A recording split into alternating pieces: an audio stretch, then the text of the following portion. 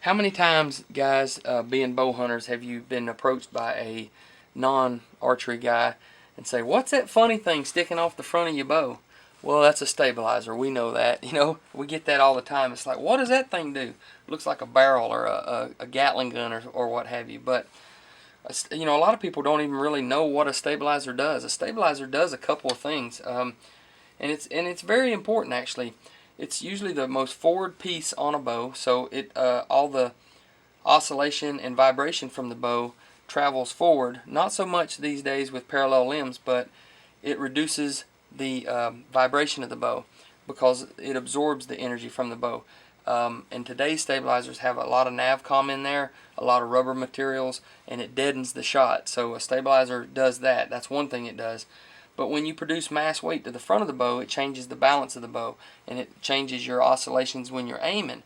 So stabilizer length and weight has a big effect on the way the bow points, aims, shoots, and feels. So you have to play with a bunch of different kinds to get by. You don't have to have a stabilizer on there, but if it makes your shot better and you're splitting hairs, meaning if it slows your oscillations down and keeps you on rhythm to make a better shot when you're aiming, and then after the shot it's absorbing the energy and it quietens that bow down so that it's a quiet bow, quiet shot, and has a low vibration so that it feels better. Those things are all pluses in your corner. Now let's take a look at a couple of these right quick. You have one that is just straight Navcom. It's going to be an inexpensive stabilizer. This is made by Limb Saver, and it absorbs a lot of the energy.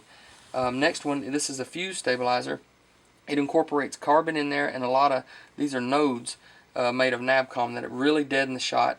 And these come in different lengths, anywhere from 6 inches all the way to 12 inches, so that you can customize it based on the type of bow that you're shooting.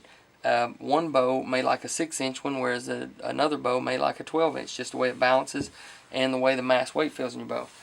And we've all seen this, guys who shoot in tournament stabilizers. They're like, well, why are they shooting this? Well, the longer it is, this is actually lighter than this one. But the reason why we shoot a longer one is because of leverage.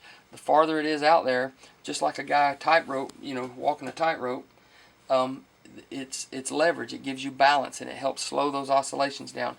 So most of the time, a long light stabilizer is going to help you a lot as far as your oscillations. But feasibly, you can't really hunt with that because you get it hung on every muscadine vine or every limb or in your tree stand every time you tried to shoot. So it's not really feasible. But usually the longer ones do slow your oscillations down and does help your accuracy. But be careful when you're picking your stabilizer. Just don't grab one and throw it on there.